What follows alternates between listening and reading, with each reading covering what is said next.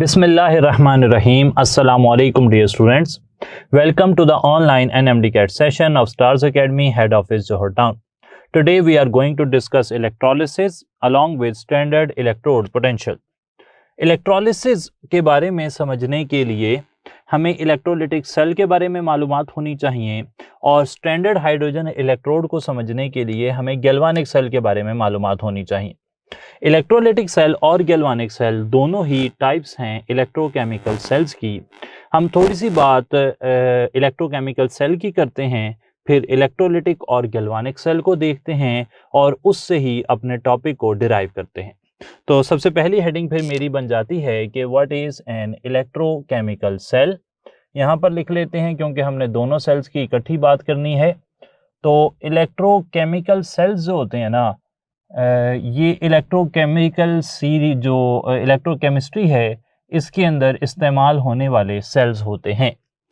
Electrochemical cells के अंदर या तो इलेक्ट्रिकल एनर्जी केमिकल एनर्जी में तब्दील हो रही होगी या केमिकल एनर्जी इलेक्ट्रिकल एनर्जी में तब्दील हो रही होगी। तो मैं दोनों ही हेडिंग्स यहाँ बना लेता हूँ। एक टाइप इसकी बना लेता हूँ, उसे कह देते हैं इलेक्ट्रोलिटिक सेल, और दूसरी हेडिंग बना लेता हूँ, उन्हें कह देते हैं गैल्वानिक सेल। अच्छा, जो गैल्वानिक सेल है ना, उन्हें ही हम वोल्टेइक सेल भी कह देते हैं। यही वोल्टेइक सेल हो जाएंगे। अच्छा, जो इलेक्ट्रोलिटिक सेल हैं इनके अंदर बेसिकली जो इलेक्ट्रिकल एनर्जी होती है सिस्टम की, बैटरी की, वो इलेक्ट्रिकल एनर्जी तब्दील होती है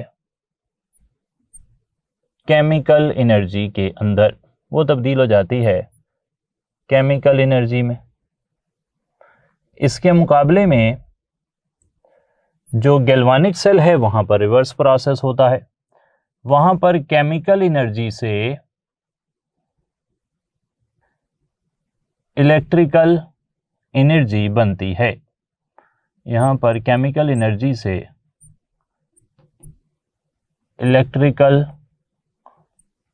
एनर्जी बन जाती है। ठीक हो गई जी बात।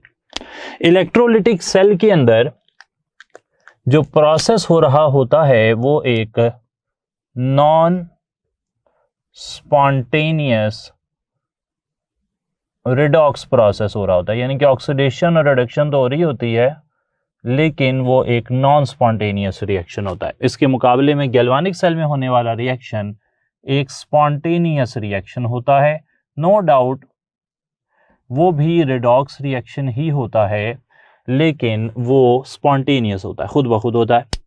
अच्छा, हम फिलहाल क्योंकि इलेक्ट्रोलिसिस की एप्लीकेशन पढ़ रहे हैं, इलेक्ट्रोलिसिस की प्रिडिक्शन ऑफ प्रोडक्ट पढ़ रहे हैं, तो उस आइडिया को समझने के लिए मैं पहले इलेक्ट्रोलिटिक सेल को थोड़ा सा ज़्यादा एक्सप्लेन कर लेता हूं।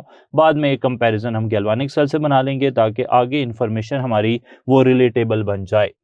तो इलेक्ट्रोलिटिक सेल जो है ना, एक ड्राइव कर लेते हैं, वो ड्रॉ कर लेते हैं, और इलेक्ट्रोलिटिक सेल हम इस तरह ड्रॉ कर रहे हैं। ये एक इलेक्ट्रोलिटिक सेल है जिसमें एक नॉन स्पॉन्टेनियस प्रोसेस होना चाह रहा है। इसमें होगा एक एनोड, एक कैथोड और दरमियान में एक बैटरी लगी होगी। जस्ट बाय कन्वेंशन बैटरी का एक टर्मिनल थोड़ा सा बड़ा और एक छोटा बनाया जाता है। बड़ा टर्मिनल एनोड को और छोटा टर्मिनल कैथोड को शो करता है। इस वक्त यहाँ पर अब मैं कोई इलेक्ट्रोलाइट डाल देता हूँ। इलेक्ट्रोलाइट आ गया। ये हिस्सा जो बैटरी के पॉजिटिव टर्मिनल से जुड़ा है इसे एनोड कहा जाता है। इस पर पॉजिटिव चार्ज होता है और यहाँ पर ऑक्सीडेशन रिएक्शन होगा।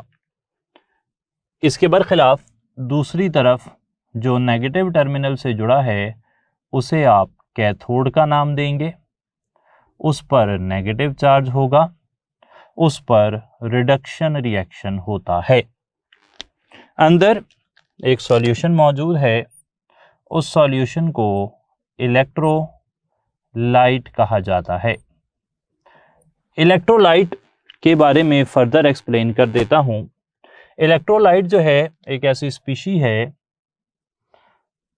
विच passes current and decomposes। ये करंट गुजारती है और इस प्रोसेस के दौरान डीकम्पोज हो जाती है, और इसके डीकम्पोजिशन के दौरान होने वाला जो रिएक्शन है, ये जो रिएक्शन होंगे जब ये डीकम्पोज होगी तो कोई ना कोई केमिकल रिएक्शन होंगे, they constitute the process known as electrolysis. जो वर्ड है इलेक्ट्रोलिसिस या इलेक्ट्रोलाइसिस आप उसे पढ़ सकते हैं। वो क्या है, वो जो इलेक्ट्रोलाइट जब उसमें से करंट गुजरता है तो वो करंट को सर्किट पूरा करने में अपना किरदार अदा करती है। और इलेक्ट्रोलाइट के अंदर डेफिनेटली फिर दो तरह के आइंस होंगे। एक आइंस मैं यहाँ बना देता हूँ कि एक आइंस होंगे पॉजिटिव आइंस और एक आइंस होंगे नेगेटिव आइंस।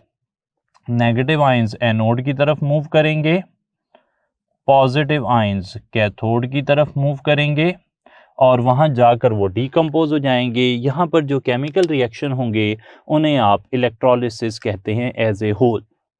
इलेक्ट्रोलिसिस का प्रोडक्ट प्रेडिक्ट करना ये हमारा आज का टॉपिक भी है। तो हम ये देखेंगे कि मुख्तलिफ हालात में इलेक्ट्रोलिसिस के प्रोडक्ट जो हैं वो क्या क्या होते हैं।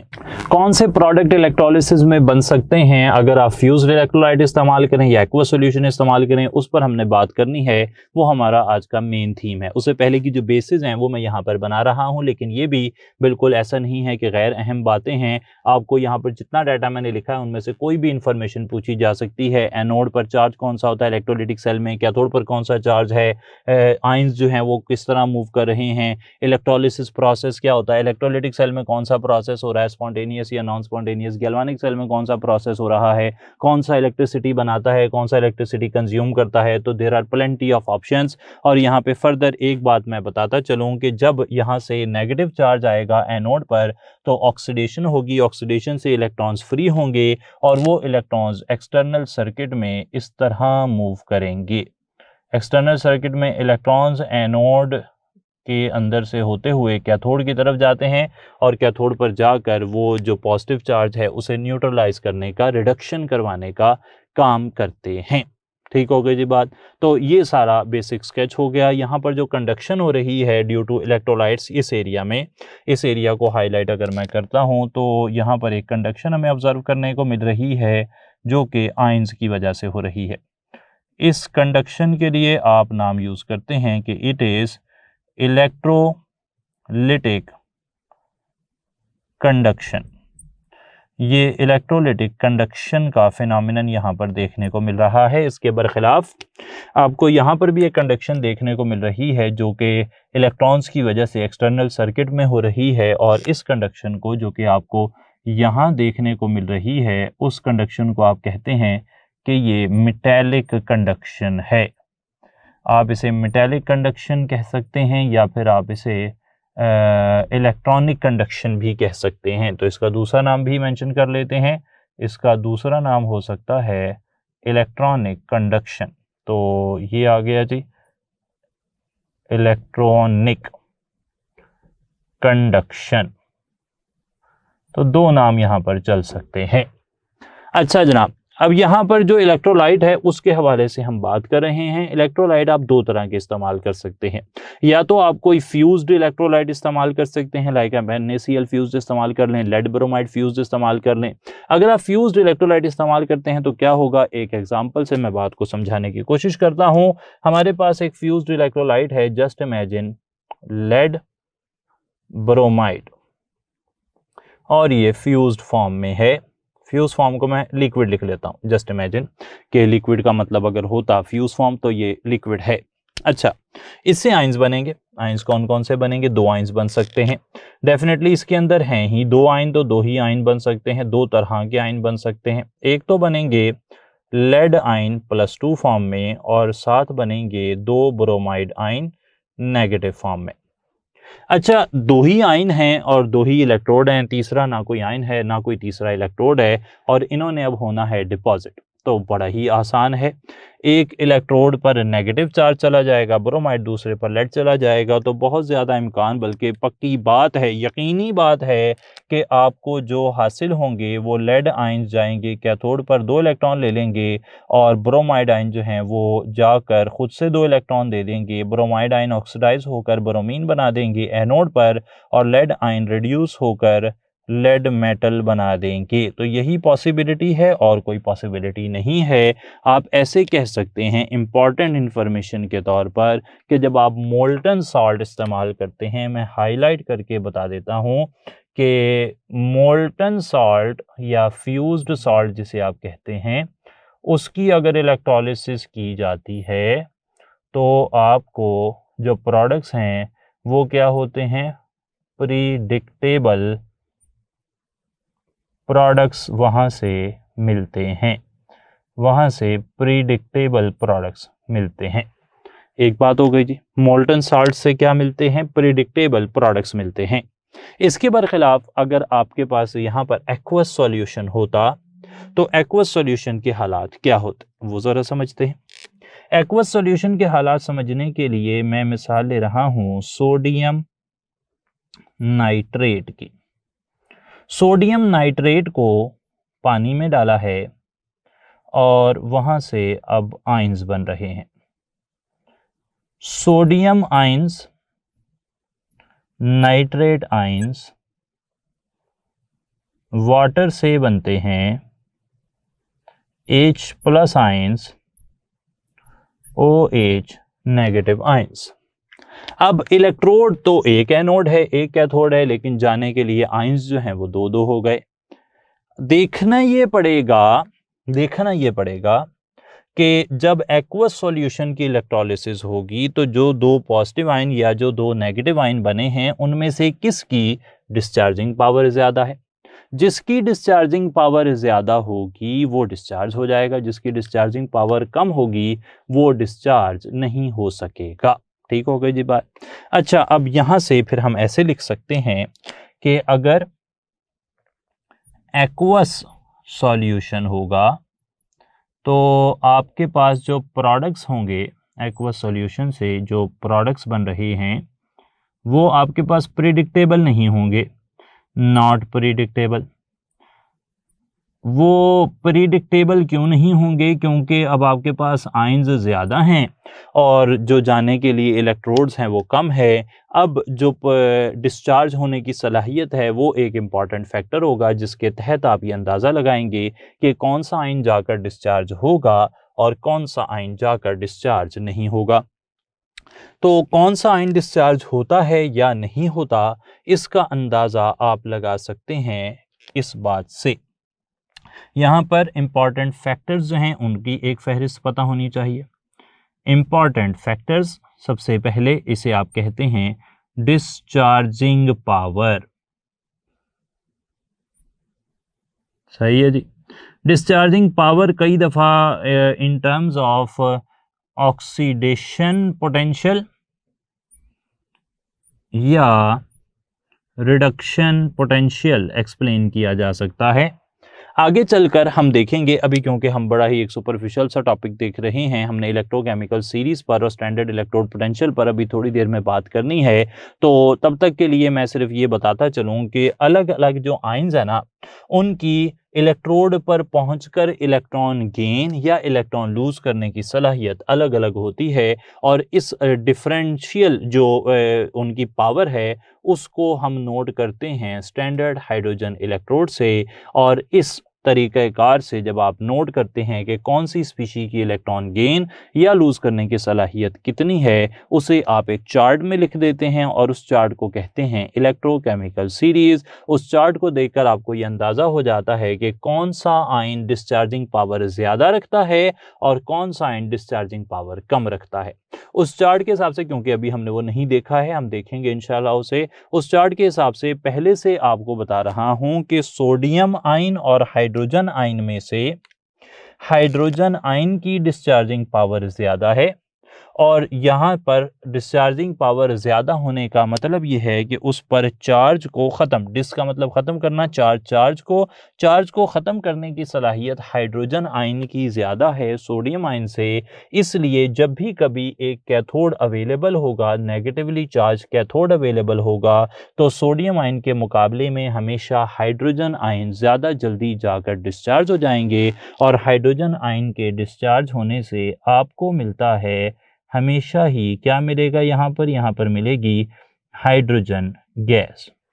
इसी तरीके से नाइट्रेट और हाइड्रो ऑक्साइड में से डिस्चार्जिंग पावर का कंपैरिजन करें तो हाइड्रो ऑक्साइड का जो डिस्चार्जिंग पावर है वो ज़्यादा है, यानी कि हाइड्रो ऑक्साइड डिस्चार्ज हो जाएगा, नाइट्रेट डिस्चार्ज नहीं होगा और हाइड्रो ऑक्साइड की डिस्चार्जिंग से ऑक्सीजन गैस बनेगी। यहाँ पर ये बात फिर अंदाज़ा हो गई हमें कि जब हमने NaNO3 के सॉल्यूशन की इलेक्ट्रोलिसिस की तो हमारे हिसाब से अंदर सोडियम आयन और नाइट्रेट आयन थे, लेकिन जब सॉल्यूशन के प्रोडक्ट बने तो जो गैसेस हासिल हुई, जो प्रोडक्ट्स हासिल हुए वो हाइड्रोजन गैस और ऑक्सीजन गैस थे, यानी कि ना सोडियम आयन डिस्चार्ज हुआ ना नाइट्रेट आयन डिस्चार्ज हुआ, बल्कि हाइड्रोजन और हाइड्रोक्साइड आयन जो कि पानी से आ रहे हैं वो डिस्चार्ज हो गए। तो यहाँ से हमने ये सीखा कि इलेक्ट्रोलिसिस में प्रोडक्ट्स को जो प्रिडिक्ट करने का मामला है वो डिपेंड करता है very much on electrochemical series पर जो है ना वो डिपेंड कर सकता है। ठीक हो गई जी बात, इलेक्ट्रोकेमिकल सीरीज़ पर हमने बात डेफिनेटली करनी है। फ़िलहाल मैं इलेक्ट्रोलिटिक सेल जो है उसके हवाले से कुछ सवालात भी आपके सामने रखता हूं और उन सवालात से फिर मैं कुछ इन्फॉर्मेशन जो कि मैं इस टॉपिक के ज़रिए से आप तक नहीं पहुंचा रहा बल्कि कुछ क्वेश्चंस की फॉर्म में आप तक पहुंचा रहा हूं। तो ये जाना चलें देखते हैं कि क्वेश्चंस हमारे से क्या क्या पूछे जा रहे हैं। फॉर एग्ज़ाम्पल एक पहला क्वेश्चन आपसे लिख लेते हैं, कर लेते हैं और जो भी डाटा है आपके सामने है उसको देखकर आप अंदाज़ा लगाएंगे जो भी सवालात आपसे पूछे जा रहे हैं। पहला क्वेश्चन फॉर एग्जांपल ये हो सकता है, in case of electrolysis of NaCl molten, what is true? अच्छा, चार चीज़ें हमें electrolysis of molten sodium chloride के बारे में बताई जा रही हैं। आपने अंदाज़ा लगाना है कि इनमें से क्या बात ज़्यादा सही है। अल्फा ऑप्शन है sodium ions at anode, beta option है chloride ions at cathode, neither of the ions discharge, delta option है chloride ions at anode give chlorine. अच्छा, चार ऑप्शंस आपके सामने हो गए। सबसे पहली बात तो ये है कि सोडियम क्लोराइड मोल्टन है। अगर मोल्टन सॉल्ट इस्तेमाल करेंगे तो आपके पास प्रोडक्ट्स प्रिडिक्टेबल होंगे, क्योंकि सोडियम क्लोराइड के अंदर सिर्फ सोडियम आयन बनेंगे और क्लोराइड आयन बनेंगे। तो आयन्स यहाँ पर कौन कौन से हैं वो नोट कर लेते हैं। एक आयन्स बनेंगे सोडियम आयन और एक बनेंगे chloride ion. Sodium ion positively charged हैं तो ये कैथोड पर जाएंगे, क्लोराइड आयन नेगेटिवली चार्ज्ड हैं तो वो एनोड पर जाएंगे। और डेफिनेटली सोडियम आयन से बनेगी सोडियम मेटल और क्लोराइड आयन से बनेगी क्लोरीन गैस। इस बात को ध्यान में रखते हुए मुझे डेल्टा ऑप्शन सबसे ज़्यादा सही लग रहा है कि जब आप मोल्टन सोडियम क्लोराइड की इलेक्ट्रोलिसिस करते हैं तो आपको हासिल होता है सोडियम और क्लोरीन। सही है जनाब। यहाँ पर मैं एक इम्पॉर्टेंट बात जो आपसे शेयर करना चाह रहा हूँ वो ये है कि जो मेटल्स हैं like sodium, lithium, potassium, rubidium, caesium, aluminium, magnesium, calcium, strontium, barium, radium, जो भी हैं ये सब अल्कली मेटल्स और अल्कलाइन अर्थ मेटल्स, ये दीज आर रिएक्टिव मेटल्स और एलुमिनियम भी इसी में शामिल है। और रिएक्टिव मेटल्स जो है ना वो जब आयंस में आ जाती हैं तो फिर वो डिस्चार्ज नहीं होना चाहती। डिस्चार्जिंग पावर जो है ना अल्कली मेटल्स की, अल्कलाइन अर्थ मेटल्स की और एलुमिनियम की ये वेरी पुअर है, बहुत ही पुअर है, ये कभी डिस्चार्ज नहीं होती। ठीक हो गई जी बात। इसी आइडिया को आप तक पहुंचाने के लिए एक और सवाल जो है वो आपसे पूछ लेते हैं, इस तरह भी डाटा आपके तक पहुंच जाएगा। तो नेक्स्ट क्वेश्चन जो हम यहाँ पर लिख रहे हैं वो ये है कि which of the following metals is not prepared by the electrolysis of its salts। तो कौन सी मेटल है जिसे उसके सॉल्ट्स की इलेक्ट्रोलिसिस से हासिल करने की ज़्यादा कोशिश हम नहीं करते, हम इस बात को ज़्यादा पसंद नहीं करते। तो ऑप्शंस हमारे पास हैं सोडियम, मैग्नीशियम, कैल्शियम, गोल्ड। तो जैसा कि मैंने कहा, अभी मैंने थोड़ी देर पहले आपसे ये बात की है कि जो अल्कली मेटल्स हैं एंड अल्कलाइन अर्थ मेटल्स हैं वो बड़ी रिएक्टिव हैं, और रिएक्टिव हैं तो अगर आप उन्हें पानी में डालकर इस्तेमाल करेंगे, फॉर एग्जांपल आप सोडियम नाइट्रेट और पानी इस्तेमाल करेंगे तो हाइड्रोजन डिस्चार्ज हो जाएगा। आप कैल्शियम क्लोराइड और पानी इस्तेमाल करते हैं, हाइड्रोजन डिस्चार्ज हो जाता है, क्योंकि हाइड्रोजन की डिस्चार्जिंग पावर ज़्यादा है और अल्कली और अल्कलाइन मेथड अर्थ मेटल्स की डिस्चार्जिंग पावर जो है ना वो कम होती है। सही है जनाब। तो सोडियम आयन जो हैं अगर वो पानी के साथ मिला के इस्तेमाल करेंगे उनकी इलेक्ट्रोलिसिस नहीं होगी, मैग्नीशियम की नहीं होगी, कैल्शियम की नहीं होगी। अगर आप इन्हें हासिल करना चाह रहे हैं तो आप इनके फ्यूज्ड साल्ट लेंगे और उनमें से इलेक्ट्रोलिसिस कर देंगे। उससे क्या होगा, उनमें सिर्फ सोडियम आयन बनेंगे और या कैल्शियम आयन या मैग्नीशियम आयन, और सिर्फ वही डिस्चार्ज हो सकते हैं। पानी कंपीट नहीं कर रहा। आप एक नॉन स्पॉन्टेनियस प्रोसेस, मैंने कहा कि सोडियम आयन का डिस्चार्ज होना बड़ा मुश्किल है, ये बिल्कुल डिस्चार्ज नहीं होना चाहते, यानी कि इनकी डिस्चार्ज होने की सलाहियत क्या है, वो नॉन स्पॉन्टेनियस है, वो डिस्चार्ज नहीं होना चाहते। मैग्नीशियम आयन भी डिस्चार्ज नहीं होना चाहते, कैल्शियम आयन भी डिस्चार्ज नहीं होना चाहते। आप एक नॉन स्पॉन्टेनियस रिडॉक्स रिएक्शन करवा रहे हैं बिजली की मदद से। यही काम है इलेक्ट्रोलिटिक सेल का और यही फ़ायदा है इलेक्ट्रोलिसिस का कि आप इलेक्ट्रोलिसिस से सोडियम, मैग्नीशियम, एल्यूमिनियम, कैल्शियम, 4 नाम कम से कम आप याद रख लें, ये सब अपने सॉल्ट्स की इलेक्ट्रोलिसिस से हासिल होते हैं। जबकि गोल्ड वेरी लेस रिएक्टिव है तो उसे हमें उसके सॉल्ट्स की इलेक्ट्रोलिसिस से हासिल करने की ज़रूरत नहीं है, वो तो सिंपल किसी भी रिडक्शन मेथड से बआसानी हासिल हो सकती है। लेकिन ये रिएक्टिव मेटल्स, सोडियम हासिल किया जाता है फ्रॉम सोडियम क्लोराइड, मैग्नीशियम हासिल किया जाता है from magnesium chloride, copper calcium हासिल किया जाता है फ्रॉम कैल्शियम क्लोराइड, एल्यूमिनियम हासिल किया जाता है एल्यूमिनियम ऑक्साइड .2H2O, इसे नाम दिया जाता है बॉक्साइड का, और इसके साथ थोड़ी सी मिकदार में इस्तेमाल किया जाता है 20% ऑलमोस्ट Na3AlF6, इसका नाम रखा जाता है क्रायोलाइट। ठीक है जनाब। तो एल्यूमिनियम को भी इसी तरीके से हासिल किया जाता है। एल्यूमिनियम को ऑब्टेन करने वाला प्रोसेस जो है उसका नाम रखा जाता है हॉल्स प्रोसेस। ये जना एल्यूमिनियम जिस प्रोसेस से हासिल होती है उसे कहते हैं हॉल बैरल्ड प्रोसेस, जबकि सोडियम क्लोराइड जिस प्रोसेस से हासिल किया जाता है उस प्रोसेस को नाम दिया जाता है डाउन्स सेल। सही है जी, डाउन सेल से हासिल किया जाता है सोडियम क्लोराइड, उसमें जो है वो हासिल होती है। सोडियम क्लोराइड का जो मेल्टिंग पॉइंट है ना वो याद रख लें 801 डिग्री सेंटीग्रेड होता है। सोडियम क्लोराइड का मेल्टिंग पॉइंट है 801 डिग्री सेंटीग्रेड, और इसमें अगर आप थोड़ी सी कैल्शियम क्लोराइड ऐड कर दें तो फिर मेल्टिंग पॉइंट जो है ना वो कम हो जाता है और कम होकर सिर्फ 600 डिग्री सेंटीग्रेड रह जाता है। अच्छा, डाउन सेल से सोडियम क्लोराइड हासिल होती है। तो ये हमने यहाँ पर जो है ना एक आइडिया एप्लीकेशंस ऑफ इलेक्ट्रोलिसिस के हवाले से देखा और उसको क्वेश्चंस की फॉर्म में आप तक पहुँचा दिया। ठीक है जनाब, चलें फिर आगे चलते हैं, एक और सवाल लिख लेते हैं। Predict the products of electrolysis of sulphuric acid. Sulphuric acid की इलेक्ट्रोलिसिस के प्रोडक्ट्स आपको प्रेडिक्ट करने हैं। ऑप्शन देख लें यहाँ पर क्या है, hydrogen, and sulfur, sulfur and oxygen, hydrogen and sulfur dioxide, delta option hydrogen and oxygen। अच्छा, सल्फ्यूरिक एसिड जो है ना वो भी एक इलेक्ट्रोलाइट है, अच्छा ज़बरदस्त इलेक्ट्रोलाइट है, और इसकी इलेक्ट्रोलिसिस से जो है जब ये स्प्लिट होता है अपने आयंस के अंदर, आयनाइजेशन होती है इसकी, तो कुछ आयंस बनते हैं। आयंस कौन कौन से बनते हैं वो नोट कर लेते हैं। सल्फ्यूरिक एसिड से आयंस बनते हैं हाइड्रोजन आयन और सल्फेट आयन।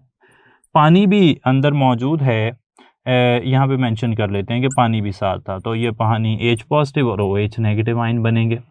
अच्छा, अब कैथोड जो है, जो हमारे पास पॉजिटिव आयन है वो कौन से हैं? सिर्फ हाइड्रोजन आयन है। सल्फ्यूरिक एसिड से भी हाइड्रोजन आयन आ रहे हैं, पानी से भी हाइड्रोजन आयन आ रहे हैं, दोनों तरफ से हाइड्रोजन आयन आ रहे हैं, तो डिस्चार्जिंग पावर का तो मसला ही खत्म हो गया। जब दोनों तरफ हाइड्रोजन है तो चाहे हाइड्रोजन सल्फ्यूरिक एसिड वाले जाएं या पानी वाले जाएं, जा तो हाइड्रोजन आयन ही रहे हैं। और हाइड्रोजन आयन से कौन सी गैस बनती है? मैंने बता दिया, हाइड्रोजन गैस बनती है। तो एक तो हाइड्रोजन गैस बनेगी, यहाँ पर बीटा ऑप्शन हमें सही नहीं लग रहा क्योंकि उसमें कोई भी हाइड्रोजन गैस नहीं है।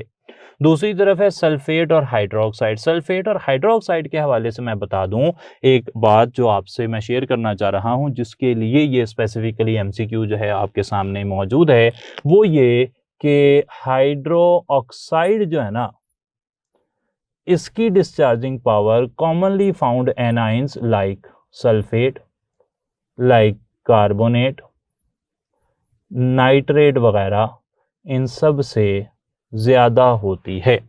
एक सॉल्यूशन में अगर हाइड्रो ऑक्साइड हैं और साथ सल्फेट हैं, कार्बोनेट हैं, नाइट्रेट हैं, ऑक्सालेट हैं, सल्फाइट हैं, व्हाट्सएवर जो भी आप 4 5 6 सोच सकें नेगेटिव आयंस, उन सब के साथ अगर सॉल्यूशन में हाइड्रोक्साइड मौजूद होंगे तो हाइड्रोक्साइड की डिस्चार्जिंग पावर ज़्यादा होगी और हाइड्रोक्साइड ही डिस्चार्ज होगा। हाइड्रोक्साइड के डिस्चार्ज होने से ऑक्सीजन बनती है, ऑक्सीजन बनती है तो यहाँ पर एक तो हाइड्रोजन बननी है, एक ऑक्सीजन बन रही है। डेल्टा ऑप्शन बिल्कुल सही हो गया कि हाइड्रोजन और ऑक्सीजन बनेंगे। ठीक हो गई जी बात। अच्छा, अब एक और सवाल देखते हैं। इस चार्ट को जो हमने हल्का सा टेबल सा बना रहे हैं, इसको मुकम्मल करने के लिए एक सवाल और लिखते हैं और फिर हम उससे इस पोजीशन में आ जाएंगे कि हम जो डिस्चार्जिंग पावर ऑफ एनाइंस है, क्योंकि कैटाइंस की डिस्चार्जिंग पावर तो इलेक्ट्रोकेमिकल सीरीज़ में कवर हो जाएगी, एनाइंस की डिस्चार्जिंग पावर जो है ना वो इतनी ज़्यादा कवर नहीं होती। उसको कवर करने के लिए एक सवाल और हम यहाँ पर ऐड करते हैं, देखते हैं कि हमसे क्या पूछा जा रहा है। सवाल ये है कि predict products of electrolysis of aqueous NaCl। NaCl aqueous से क्या प्रोडक्ट बनेंगे वो हमें प्रेडिक्ट करने हैं।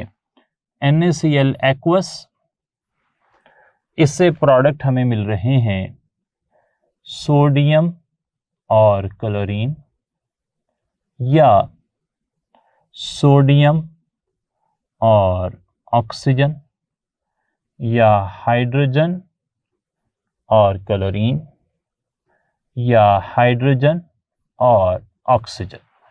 ठीक है जनाब, सबसे पहले तो हमें आयंस की बात करनी है, जैसा कि हम हमेशा पहले भी करते आए हैं, अभी भी करेंगे। NaCl से जो आयन बन रहे हैं वो हैं सोडियम आयन और क्लोराइड आयन। पानी से जो आयन बन रहे हैं वो हैं H+ और OH-। ये बात तो तय हो चुकी है कि अगर alkali metals, reactive metals, sodium, potassium, rubidium, caesium, francium, calcium, magnesium, strontium, barium, radium, aluminium वगैरह मौजूद होंगे तो उनकी डिस्चार्जिंग पावर हाइड्रोजन का मुकाबला नहीं कर सकती, और हाइड्रोजन की डिस्चार्जिंग पावर ज़्यादा है इसलिए हमेशा हाइड्रोजन डिस्चार्ज होगा, वो डिस्चार्ज नहीं होंगे। इस हिसाब से अल्फा और बीटा ऑप्शन जो है वो हमारे पास इररेलेवेंट हो गए, वो तो काम के नहीं है। अब या तो चार्ली ऑप्शन सही है या डेल्टा ऑप्शन सही है। चार्ली और डेल्टा में सेलेक्ट करने में सिर्फ एक परेशानी है कि या हाइड्रोक्साइड डिस्चार्ज होगा या क्लोराइड डिस्चार्ज होगा। अच्छा, हाइड्रोक्साइड डिस्चार्ज होता है तो ऑक्सीजन बननी चाहिए और क्लोराइड डिस्चार्ज होगा तो क्लोरीन बनेगी।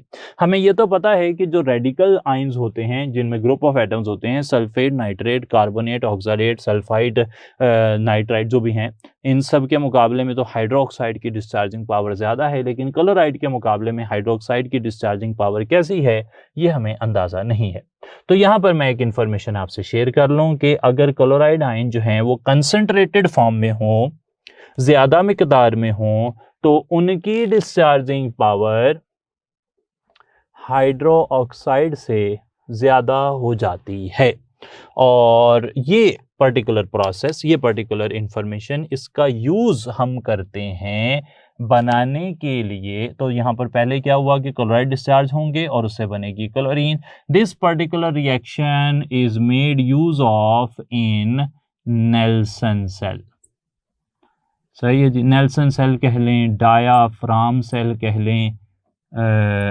और यहाँ से बनता क्या है, यहाँ से कास्टिक सोडा बनाया जाता है। कास्टिक सोडा की तैयारी में ना ये प्रोसेस इस्तेमाल किया जाता है। हाइड्रोक्साइड और सोडियम, सोडियम और हाइड्रोक्साइड, ये वाले जो हैं सोडियम और हाइड्रोक्साइड, ये आपस में रिएक्शन कर लेते हैं, हाइड्रोजन और क्लोरीन जो है वो डिस्चार्ज हो जाते हैं और इस तरह हमें एक यूज़फुल बाई प्रोडक्ट और यूज़फुल मेन प्रोडक्ट हासिल हो जाते हैं। ये इस प्रोसेस की बहुत ज़्यादा अहमियत है। ठीक हो गई जी बात। इसके साथ ही हमारा इलेक्ट्रोलिसिस वाला हिस्सा जो है वो मुकम्मल हो जाता है। एक सवाल और जो है वो भी बल्कि ज़रूरी है, अभी ख़त्म नहीं करते, हम एक और सवाल यहाँ पर रख लेते हैं और वो सवाल भी इम्पॉर्टेंट है एक और आइडिया आप तक पहुँचाने के लिए। उस सवाल को करके फिर हम चलेंगे गैल्वानिक सेल या वोल्टेइक सेल के हिस्से की तरफ। चलें वो सवाल पहले कर लेते हैं, उससे कुछ एक और आइडिया जो ना बड़ा ही अच्छा हमारा क्लियर हो सकता है। ओके जी, what is the question then? Question is,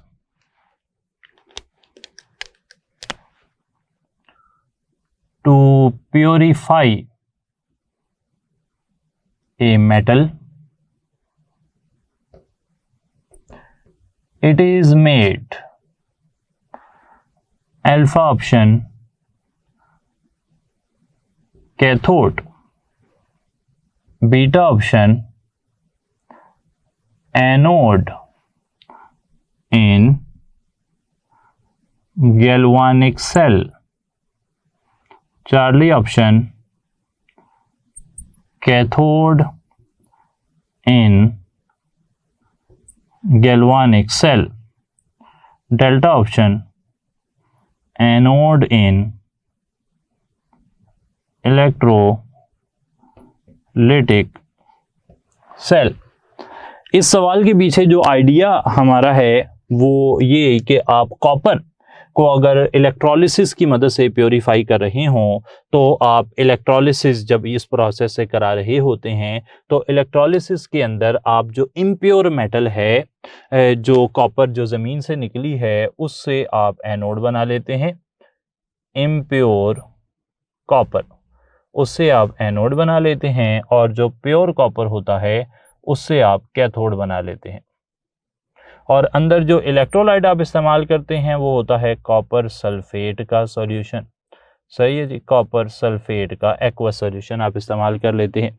अब ज़रा देखें कि कॉपर सल्फेट का एक्वस सॉल्यूशन, इसकी इलेक्ट्रोलिसिस कैसे होगी। कॉपर सल्फेट के एक्वस सॉल्यूशन की इलेक्ट्रोलिसिस से बनेंगे कॉपर आयन और सल्फेट आयन, जबकि पानी की इलेक्ट्रोलिसिस से बनेंगे हाइड्रोजन आयन और हाइड्रो ऑक्साइड आयन। तो होगा ये कि सल्फेट आयन और हाइड्रो ऑक्साइड आयन में से हाइड्रो ऑक्साइड आयन की डिस्चार्जिंग पावर ज़्यादा है, वो डिस्चार्ज हो जाएंगे, वो डिस्चार्ज होकर बनाएंगे oxygen gas. Oxygen hydroxide negatively charge है तो एनोड पर क्या जाएगा, एनोड पर चला जाएगा, एनोड पर जाएंगे नेगेटिव आयंस। और कौन से negative ions, hydro oxide ions negative ions. Cathode पर कौन जाएगा, हाइड्रोजन आयन या कॉपर आयन। तो भाई मैंने कहा कि जो लेस रिएक्टिव मेटल हैं, नोबल मेटल हैं, जैसे गोल्ड है, जैसे कॉपर है, जैसे सिल्वर है, जैसे पैलाडियम है, जैसे प्लाटिनम है, इनकी डिस्चार्जिंग पावर हाइड्रोजन से भी ज़्यादा है। और जब इनकी डिस्चार्जिंग पावर हाइड्रोजन से भी ज़्यादा है तो फिर ये चले जाते हैं पॉजिटिव आयन के तौर पर, ये चले जाते हैं कैथोड पर। ये चले जाते हैं कैथोड पर और कैथोड पर जाकर डिस्चार्ज हो जाते हैं। तो आपको ओवरऑल क्या नजर आ रहा होगा, आपको इम्प्योर कॉपर से कॉपर आयंस बनते हुए नजर आ रहे होंगे और वो कॉपर आयंस कैथोड पर जाते हुए नजर आ रहे होंगे। तो कॉपर आयंस कैथोड पर जाकर डिस्चार्ज हो रहे होंगे। कॉपर आयन के डिस्चार्ज होने से इम्प्योर कॉपर जो है वो ऑक्सीडाइज हो रहा है, वहां पर ऑक्सीडेशन हो रही है। इम्प्योर कॉपर के कॉपर आयंस दूसरी तरफ जा रहे हैं, प्योर कॉपर के पास जा रहे हैं। प्योर कॉपर का साइज बढ़ता जा रहा है, इम्प्योर कॉपर का साइज कम होता जा रहा है, कॉपर प्योरीफाई होती जा रही है। तो यहां से मैं फिर कह सकता हूं कि अगर आपने एक मेटल को प्योरीफाई करना हो तो आप उसे इलेक्ट्रोलिटिक सेल के अंदर बना देंगे एनोड।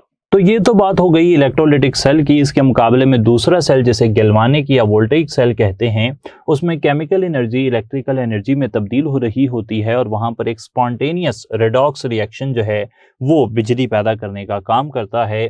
गैल्वानिक सेल की अगर बात की जाए तो गैल्वानिक सेल ना बेसिकली दो हाफ सेल्स यूजुअली ये दो हाफ सेल्स पर मुश्तमिल होता है।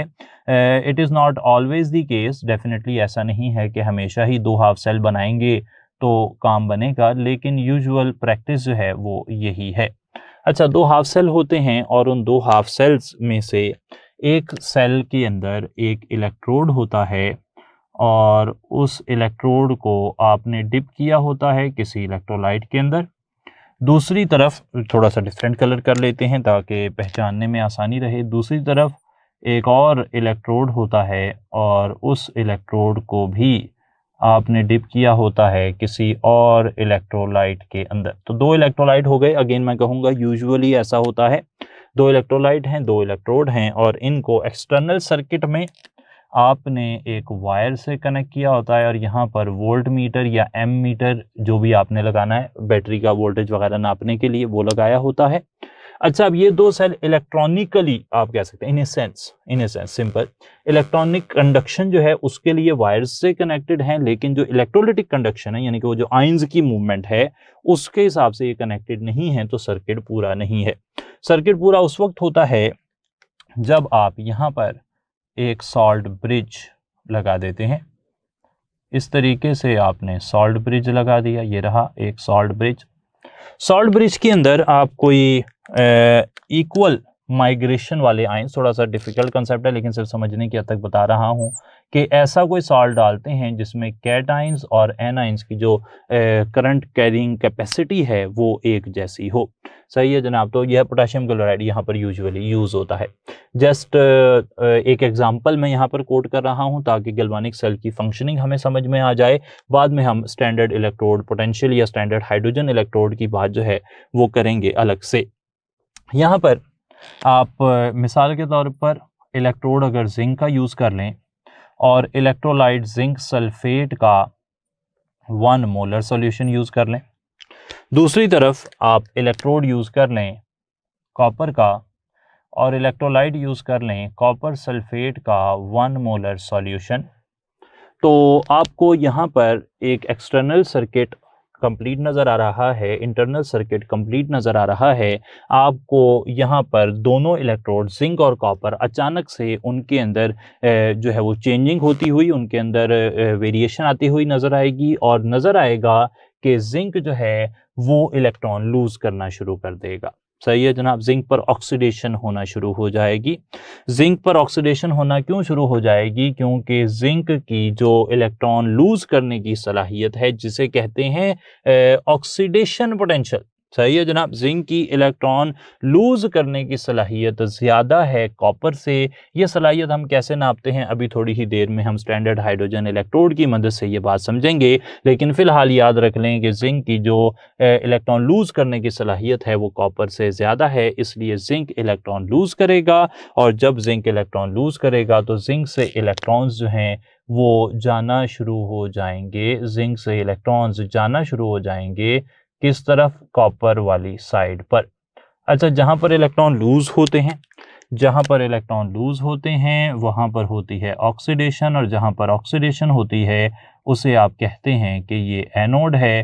तो रिमेंबर कि यहाँ पर जिंक जो है it is working as anode and furthermore it is negatively charge, क्योंकि यहाँ पर बहुत ज़्यादा इलेक्ट्रॉन एक ही टाइम में लूज हो जाते हैं और इलेक्ट्रोड पर इलेक्ट्रॉन्स की एक्यूमुलेशन हो जाती है। Majority of the electrons are there और वो एक वक्त में यहाँ मौजूद हैं, इसलिए यहाँ पर एनोड नेगेटिव होता है। इसके बरखिलाफ, इसके बिल्कुल मुखालिफ कॉपर पर जो है वो इलेक्ट्रॉन्स गेन हो रहे होते हैं और कॉपर पर इलेक्ट्रॉन्स गेन हो रहे होते हैं, तो कॉपर +2 2 इलेक्ट्रॉन्स लेकर कॉपर आयन जो है वो बना देता है, और सॉरी कॉपर बना देता है। और यहाँ पर फिर हम नोट कर सकते हैं कि कॉपर पर हो रही है, कॉपर पर रिडक्शन हो रही है, तो कॉपर काम कर रहा है कैथोड का and it is positively charged. सही हो गई जी बात, तो यहाँ पर रिडक्शन हो रही है। अच्छा, अब यहाँ पर वोल्ट मीटर की जो रीडिंग आती है वो रीडिंग जो है 1.1 वोल्ट आती है। इसका मतलब है कि जिंक और कॉपर को मिलाएं तो बैटरी जो है वो इतने 1.1 वोल्ट की बन सकती है। यहाँ पर दरमियान में ये जो डला हुआ है पोटेशियम क्लोराइड, ये एक यू शेप ट्यूब में है, इसे आप कहते हैं साल्ट ब्रिज। साल्ट ब्रिज जो है अगर ये लगा हो तो ये क्या काम करता है, इसके हवाले से बात कर लेते हैं। साल्ट ब्रिज जो है ना, ये लगा हो तो ये 3 काम तकरीबन कर सकता है। ये सबसे पहले माइग्रेशन ऑफ आयंस करता है, आयंस को मूव करवाता है from one compartment to the other compartment. ये अवॉइड करता है नेट चार्ज एक्यूमुलेशन। अगेन वही बात है कि ये आयंस को मूव करवाता है, एक्सटर्नल सर्किट में इलेक्ट्रॉन्स मूव कर रहे हैं और अगर उसी हिसाब से आयंस यहाँ से मूव नहीं करेंगे, इधर से मूव नहीं करेंगे दूसरी तरफ, तो फिर एक तरफ चार्ज एक्यूमुलेट हो जाएगा और चार्ज एक्यूमुलेट होने से पोटेंशियल डिफरेंस जो है उसके अक्रॉस मूवमेंट ऑफ इलेक्ट्रॉन्स वो बहुत मुश्किल हो जाएगी और बैटरी जो है वो काम नहीं करेगी। तो salt bridge migration of ions करता है, अवॉइड करता है नेट चार्ज एक्यूमुलेशन को, और ये साथ साथ इलेक्ट्रिकल न्यूट्रलिटी जो होता है, दोनों साइड पर इलेक्ट्रिकल बैलेंस जो है उसे कायम रखता है। अगर साल्ट ब्रिज आप यहां पर ना लगाएं, रिमूव कर दें आप साल्ट ब्रिज को, तो फिर ये होगा कि वोल्टेज जो है ड्रॉप्स टू 0, तो फिर करंट नहीं बह सकता और वोल्टेज जो है वो यहाँ पर 0 हो जाएगी। ये बातें आपको साल्ट ब्रिज के बारे में पता होनी चाहिए। अच्छा, यहाँ पर तो हमने एक गैल्वानिक सेल जो है वो बनाया और उसका एक कंपैरिजन भी कर लिया इलेक्ट्रोलिटिक सेल से। इस गैल्वानिक सेल के अंदर जो बात हमें अब फिलहाल करने वाली हमारी रह गई है वो ये कि गैल्वानिक सेल के अंदर आप हाइड्रोजन, एक इलेक्ट्रोड अगर हाइड्रोजन का बना लें तो यहाँ पर क्या हुआ है, बात ज़रा समझें कि यहाँ पर जो वोल्टेज आया ना, मैंने बताया कि यहाँ पर जो वोल्टेज आपको मिल रहा है, ये वाला वोल्टेज जो आपको मिल रहा है वो आ रहा है 1.1 वोल्ट। और 1.1 वोल्ट का मतलब ये है कि जिंक की कुछ पोटेंशियल है, जिंक की कोई वोल्टेज है और कॉपर की वोल्टेज है, उन दोनों को मिलाकर टोटल वोल्टेज आता है। अगर हम एक इलेक्ट्रोड को रिप्लेस कर दें हाइड्रोजन इलेक्ट्रोड से, तो फिर हम हाइड्रोजन के इलेक्ट्रोड के पोटेंशियल को हम 0 मान लेंगे, तो जो भी वोल्टेज आएगी फिर वो दूसरे इलेक्ट्रोड की होगी। इस तरह हम दुनिया के तमाम तर एलिमेंट्स को इलेक्ट्रोड बनाकर हाइड्रोजन के साथ कंपेयर करते हैं, उनके पोटेंशियल नोट करते हैं और उन पोटेंशियल्स को लिख देते हैं एक सीरीज में, जिसे इलेक्ट्रोकेमिकल सीरीज कहते हैं। उस सीरीज के बारे में हमने बात करनी है इंशाल्लाह आगे चलकर, लेकिन फिलहाल देखते हैं कि एक स्टैंडर्ड हाइड्रोजन इलेक्ट्रोड दिखने में कैसा नजर आता है और वो यहाँ पर लगता है तो हम किस तरीके से इलेक्ट्रोड पोटेंशियल नापने के काबिल हो जाते हैं। फिर इस इंफॉर्मेशन को अप्लाई करेंगे कुछ एमसीक्यूज में। Concept of standard hydrogen electrode समझने के लिए सबसे पहले हमें इलेक्ट्रोड पोटेंशियल का कंसेप्ट क्लियर करना चाहिए, तब हम इस पोजीशन में होंगे कि हम स्टैंडर्ड हाइड्रोजन इलेक्ट्रोड का आइडिया अच्छे तौर पर समझ सकें। तो इस तरह देखें आप कि हमारे पास अगर कोई सॉल्यूशन है, फॉर एग्जांपल एक बीकर है, उसके अंदर हम एक इलेक्ट्रोड डाल देते हैं और इलेक्ट्रोड डाल देते हैं, इलेक्ट्रोलाइट भी अंदर मौजूद है, उसी इलेक्ट्रोड का इलेक्ट्रोलाइट है जो हमने यूज़ किया है। यहाँ पर एक इलेक्ट्रोड है और इलेक्ट्रोड से हम बात कर रहे हैं जिंक का है, अंदर जिंक के ही 1 मोलर आयंस हैं, जिंक +2 1 मोलर आयंस हैं। तो जिंक को जिंक आयंस के अंदर हमने डिप कर दिया, तो यहाँ पर अब एक पोटेंशियल बन जाएगा। पोटेंशियल का क्या मतलब है कि जिंक जो है उसके पास टेंडेंसी है कि या तो जिंक ऑक्सीडाइज हो जाए या जिंक आयंस रिड्यूस हो जाए। दोनों ही पॉसिबिलिटीज़ मौजूद हैं। दुनिया के अलग अलग मेटल्स के लिए ये पॉसिबिलिटीज़ अलग अलग होती हैं। कुछ मेटल्स ऑक्सीडाइज होने की सलाहियत ज़्यादा रखती हैं, कुछ मेटल्स रिड्यूस होने की सलाहियत ज़्यादा रखती हैं।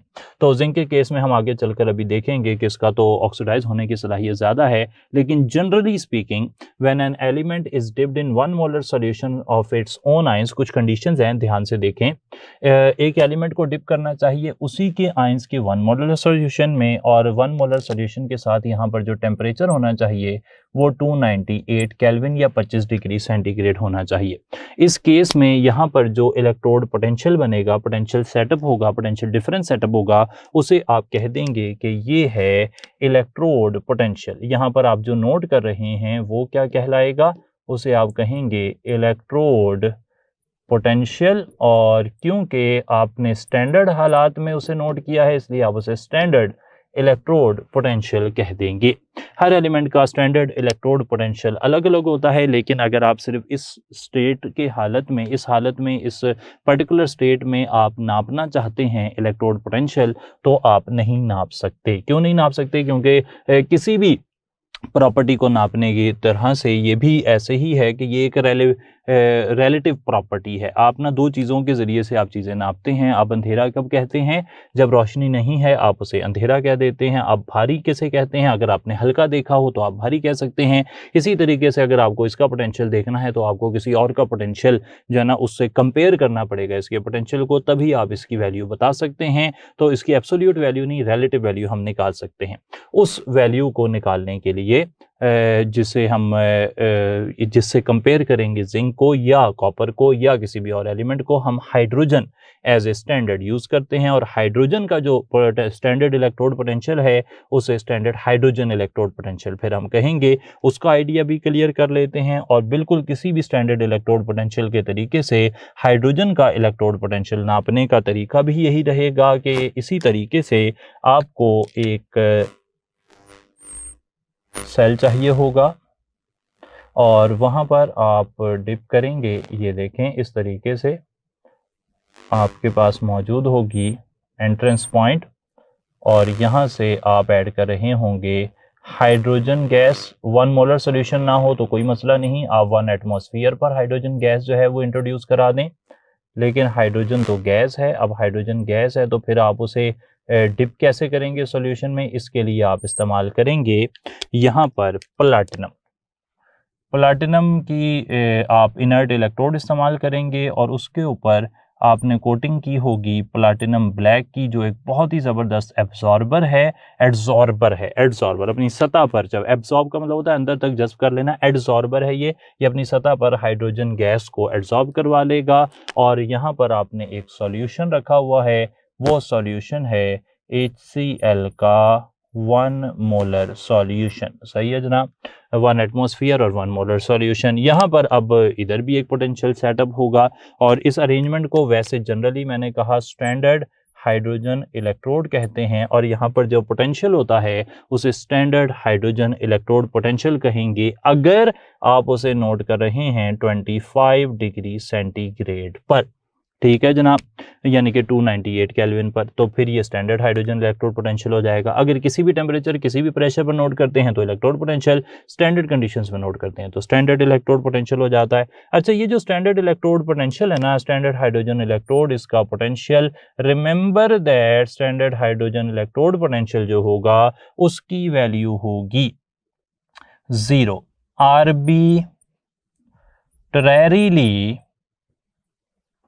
0, यानी कि ये वैल्यू 0 है नहीं, आर्बिट्रेरीली आपने इसे 0 मान लिया है। आर्बिट्रेरीली 0 मानने का मतलब ये है कि आप कंपेयर करना चाह रहे हैं। अगर हम हाइड्रोजन को, स्टैंडर्ड हाइड्रोजन इलेक्ट्रोड को कनेक्ट करेंगे जिंक के साथ या कॉपर के साथ, तो हम इस पोजीशन में आ जाएंगे कि हम उनका इलेक्ट्रोड पोटेंशियल कंपैरिजन मेथड से निकाल सकें। जो वैल्यू स्टैंडर्ड हाइड्रोजन इलेक्ट्रोड की है वो आर्बिट्रेरीली, जैसा कि हमने कहा कि हमने फर्जी तौर पर 0 मान ली है। अब जो भी वैल्यू आएगी वो या तो कॉपर की होगी या जिंक की या सिल्वर की या सोडियम की या लिथियम की, या जिस भी मेटल को हम कनेक्ट करेंगे स्टैंडर्ड हाइड्रोजन इलेक्ट्रोड के साथ।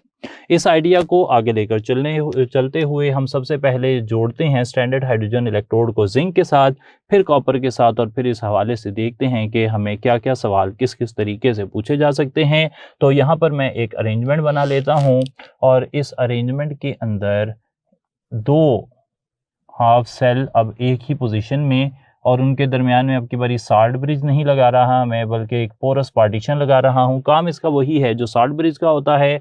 और पोरस पार्टीशन जो मैंने यहाँ पर लगा दी है, इसके साथ एक तरफ मैं स्टैंडर्ड हाइड्रोजन इलेक्ट्रोड लगा रहा हूँ। ये आ गया स्टैंडर्ड हाइड्रोजन इलेक्ट्रोड। इस तरीके से यहाँ पर हाइड्रोजन आ रही होगी एट 1 एटमॉस्फेयर, और यहाँ पर एक इनर्ट इलेक्ट्रोड होगा लाइक प्लैटिनम का इलेक्ट्रोड होगा, और यहाँ पर मैंने कॉपर जो है वो रख दी है। ठीक हो गई जी बात। कॉपर वाली साइड पर मैंने कॉपर का इलेक्ट्रोलाइट डालना है, और स्टैंडर्ड हाइड्रोजन इलेक्ट्रोड वाली साइड पर मैंने HCl 1 मोलर जो है वो डाल देना है। HCl 1 मोलर आ जाएगा। यहाँ पर फॉर एग्जांपल कॉपर है तो कॉपर सल्फेट आ जाएगा 1 मोलर। ठीक हो गई जी बात। यहाँ पर एक्सटर्नल सर्किट और इस तरह आ जाएगा। अब दोनों के दरमियान में टेंडेंसी होगी टू लूज इलेक्ट्रॉन, हाइड्रोजन की अपनी, कॉपर की अपनी। जिसकी टेंडेंसी ज़्यादा होगी वो इलेक्ट्रॉन लूज कर देगा, जिसकी टेंडेंसी कम होगी वो इलेक्ट्रॉन गेन कर लेगा। और इस सारे हालात में यहाँ पर एक पोटेंशियल डिफरेंस सेटअप होगा, और पोटेंशियल डिफरेंस जो है वो जो सेटअप होना है वो हमें बताएगा कि कॉपर का पोटेंशियल कितना है, रिडक्शन पोटेंशियल या ऑक्सीडेशन पोटेंशियल कितना है, क्योंकि हाइड्रोजन का रिडक्शन पोटेंशियल, ऑक्सीडेशन पोटेंशियल या स्टैंडर्ड इलेक्ट्रोड पोटेंशियल जिसे हम कहते हैं वो हमने 0 मान लिया है। यहाँ पर एक अच्छा सवाल मुझे पास पेपर से फिलहाल जो है वो याद आ रहा है, और उस सवाल को इस तरह हम प्रेजेंट कर रहे हैं कि ये जो डिवाइस है यहाँ पर जो इस्तेमाल की गई है, दी इंस्ट्रूमेंट आप इसे कह सकते हैं, अपरेटस भी कह सकते हैं, used to monitor potential difference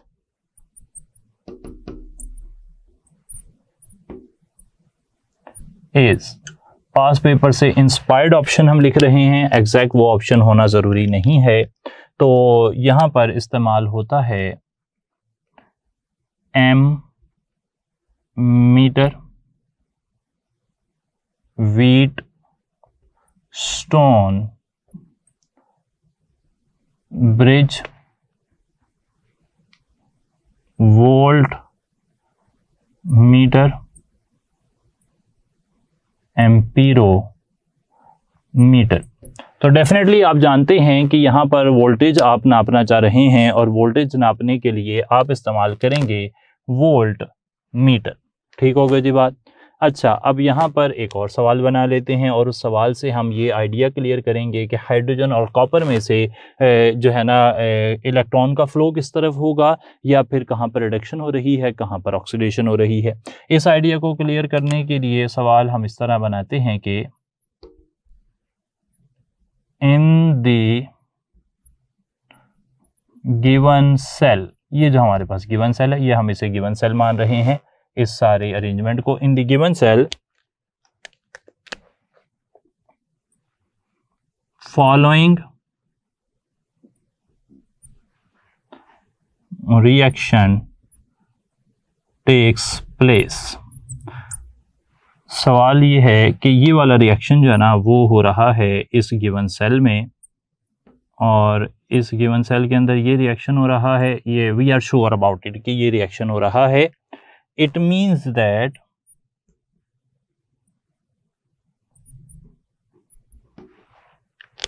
alpha option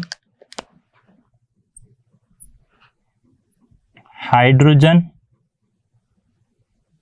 is reduced, beta option hydrogen ion is reduced, Charlie option copper has greater tendency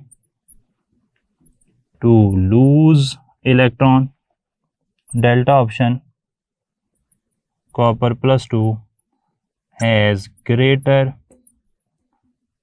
tendency to gain electron. अच्छा, अब यहाँ पर कौन सी बात आपको सही लग रही है? जैसे ही हमें यह पता लगा कि इस पर्टिकुलर सेल के अंदर ये रिएक्शन डेफिनेटली हो रहा है, तो इसका मतलब ये हुआ कि ये रिएक्शन एक फिजिबल रिएक्शन है। कॉपर यहाँ रिड्यूस होते हैं, कॉपर आयन रिड्यूस होते हैं, तो कॉपर आयन रिड्यूस हो रहे हैं, कॉपर आयन रिड्यूस हो रहे हैं, हाइड्रोजन इलेक्ट्रोड ऑक्सीडाइज हो रहा होगा। यहाँ पर हाफ रिएक्शन मेंशन करने बड़े ही इंटरेस्टिंग रहेंगे। जो ये वाली साइड है, हाइड्रोजन वाली साइड, यहाँ पर हो रही है ऑक्सीडेशन, यानी कि ये एनोड का काम करेगा। हमें ये कैसे पता लगा? क्योंकि हमें सवाल में बताया गया है कि कॉपर जो है वहाँ पर रिडक्शन हो रही है और कॉपर जो है वो कैथोड का काम कर रहा होगा इस पर्टिकुलर सेल के अंदर। यहाँ पर मैंने बता दिया कि हर एक एलिमेंट की जो ऑक्सीडेशन रिडक्शन की कैपेबिलिटी है वो अलग अलग है। कॉपर जो है वो हाइड्रोजन से जल्दी रिड्यूस हो सकता है, इसलिए कॉपर यहाँ कैथोड का काम कर रहा है और हाइड्रोजन एनोड का काम कर रहा है। एनोड पर क्या होती है जी? ऑक्सीडेशन होती है। ऑक्सीडेशन होती है तो चलें उसके हवाले से भी मैं एक और सवाल अभी लिखता हूँ। पास पेपर में ये सवाल मौजूद था और अगेन उससे इंस्पायर्ड एक और सवाल हमने बनाना है, लेकिन फिलहाल यहाँ पर क्या हो रही है? ऑक्सीडेशन, कॉपर की रिडक्शन हो रही है, कॉपर +2 रिड्यूस होते हैं, यानी कि copper +2 has greater tendency to gain electron. Copper +2 की इलेक्ट्रॉन गेन करने की सलाहियत ज्यादा थी हाइड्रोजन से, इसलिए हाइड्रोजन ने इलेक्ट्रॉन गेन नहीं किया, हाइड्रोजन ने इलेक्ट्रॉन लूज कर दिया और कॉपर ने इलेक्ट्रॉन गेन कर लिया है। ठीक हो गई जी बात। अच्छा, अब ये वाली अरेंजमेंट जो आपके सामने मैंने मजीद इंफॉर्मेशन ऐड कर दी, कॉपर रिड्यूस हो रहा है, कॉपर कैथोड है, एनोड पर ऑक्सीडेशन हो रही है, हाइड्रोजन की ऑक्सीडेशन हो रही है, इस बात को मद्देनजर रखते हुए again I have another question for you. और in the given arrangement, flow of electrons is, flow of electrons जो है वो क्या होगा? अल्फा ऑप्शन है हमारे पास from cathode to anode in internal circuit. Beta option है from cathode to anode in external circuit. Charlie option है from anode to cathode in external circuit. Delta option है from anode to cathode in internal circuit. ठीक हो गई जी बात। आप जानते हैं मैंने इससे पहले भी बात की हुई है कि जो इलेक्ट्रॉन्स का फ्लो हो रहा है वो एनोड से कैथोड की तरफ होता है और इंटरनल सर्किट में जो है, इंटरनल सर्किट के अंदर इलेक्ट्रॉन्स मूव नहीं करते, यहाँ पर मूव करते हैं आयंस। यहाँ पर ions, positive ions, negative ions, उनकी मूवमेंट होती है, जबकि जो एक्सटर्नल सर्किट है उसमें इलेक्ट्रॉन्स की मूवमेंट होती है और इलेक्ट्रॉन्स की मूवमेंट एनोड से कैथोड की तरफ होती है। यहाँ पर क्योंकि एनोड जो है वो हाइड्रोजन का है, इसलिए एनोड से कैथोड की तरफ जो है वो इलेक्ट्रॉन्स की मूवमेंट होगी। इन इलेक्ट्रॉन्स की मूवमेंट हो गई यहाँ पर, और ये कौन सा ऑप्शन है जी? चार्ली ऑप्शन है from anode to cathode in external circuit जो है वो यहाँ पर मूवमेंट होगी। एक और बात यहाँ से कर लेते हैं, उसके बाद फिर हम चलेंगे कि अगर आप कॉपर की जगह जिंक को यहाँ जोड़ देते तो फिर क्या होता। अच्छा, फिलहाल हम यहाँ सवाल एक और जो पुट कर रहे हैं वो ये है कि what reaction takes place at anode. अच्छा, यहाँ पर इस पर्टिकुलर रिएक्शन के हवाले से बात हो रही है, इस पर्टिकुलर डायग्राम के हवाले से बात हो रही है कि अगर ये डायग्राम हो, ये रिएक्शन हो रहा हो, तो ये हाफ सेल हो दोनों, तो फिर एनोड पर क्या रिएक्शन होगा। अल्फा ऑप्शन जो है वो हमें ये दिया जा रहा है कि हाइड्रोजन आयंस प्लस इलेक्ट्रॉन ये H बना रहे हैं। बीटा ऑप्शन है 2 हाइड्रोजन आयंस 2 इलेक्ट्रॉन लेते हैं और हाइड्रोजन गैस बना देते हैं। चार्ली ऑप्शन है, हाइड्रोजन से बन रहे हैं 2 हाइड्रोजन आयंस और 2 इलेक्ट्रॉन्स निकल रहे हैं। डेल्टा ऑप्शन है, हाइड्रोजन 2 इलेक्ट्रॉन लेकर 2 हाइड्रोजन आयंस बना रहा है। आप जानते हैं कि एनोड पर ऑक्सीडेशन होती है और यहाँ पर हाइड्रोजन एनोड का काम कर रहा है, तो ऑक्सीडेशन होगी, हाइड्रोजन की ऑक्सीडेशन होगी, उससे इलेक्ट्रॉन निकलेंगे, H2 से 2 इलेक्ट्रॉन निकलेंगे, वो H पॉजिटिव में जाएगा, इलेक्ट्रॉन गेन करके H पॉजिटिव नहीं बनते, तो यहाँ पर राइट आंसर हमारे पास चार्ली ऑप्शन हो जाएगा। ठीक हो गई थी बात। अब आ जाते हैं कि अगर यहाँ पर हाइड्रोजन को, स्टैंडर्ड हाइड्रोजन इलेक्ट्रोड को आप कॉपर से ना जोड़ते बल्कि जिंक से जोड़ते तो फिर क्या होता। उस अरेंजमेंट को भी जल्दी से ड्रा कर लेते हैं। अब की बारी हम इस तरह कर रहे हैं कि जो स्टैंडर्ड हाइड्रोजन इलेक्ट्रोड है से हम उसे इस तरह बना लेते हैं जस्ट जल्दी से काम को करने के लिए। और यहाँ पर हम जिंक इलेक्ट्रोड लगा देते हैं और जिंक इलेक्ट्रोड को हम डिप कर देंगे। यहाँ पर हम दोनों के दरमियान एक वोल्ट मीटर लगा देते हैं। अच्छा, यहाँ पर जिंक है और जिंक को हम डिप करते हैं जिंक सल्फेट इलेक्ट्रोलाइट के अंदर। 1 मोलर होना चाहिए, स्टैंडर्ड हालात में काम करना है, 298 केल्विन 25 डिग्री सेंटीग्रेड।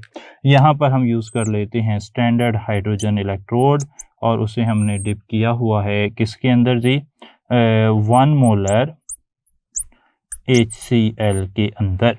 ठीक हो गई थी बात।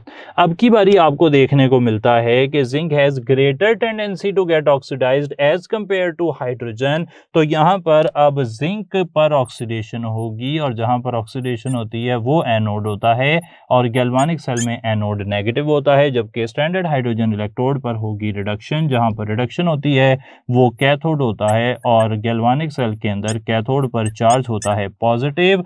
तो यहाँ पर रिएक्शंस क्या होंगे, रिएक्शंस होंगे जिंक से बन जाएंगे जिंक +2 और 2 इलेक्ट्रॉन निकलेंगे, जबकि जो स्टैंडर्ड हाइड्रोजन इलेक्ट्रोड है वहां पर 2H+ 2 इलेक्ट्रॉन लेकर हाइड्रोजन गैस बना देगा। ठीक हो गई जी बात। तो आपने देखा कि जो जिंक के साथ हाइड्रोजन का बिहेवियर है वो कुछ और है, कॉपर के साथ कुछ और है, बाकी अलग अलग मेटल्स के लिए कुछ और होगा और इसी बेस पर आप बनाएंगे इलेक्ट्रोकेमिकल सीरीज। उस इलेक्ट्रोकेमिकल सीरीज की प्रॉपर्टीज इंशाल्लाह हम नेक्स्ट टाइम देखेंगे। छोटे छोटे आइडियाज़ मैंने आपके साथ शेयर किए हैं, कोई डाउट्स हों तो लाजमी तौर पर आपने पूछ लेना है। नेक्स्ट टाइम अब मुलाकात होगी इलेक्ट्रोकेमिकल की सीरीज़ के साथ। थैंक यू सो मच, अपना बहुत ज़्यादा ख्याल रखें। कोई भी डाउट्स हो तो लाजमी मैं फिर से कहूँगा कि पूछ लें। बहुत शुक्रिया आपकी कीमती वक्त का। अस्सलाम वालेकुम।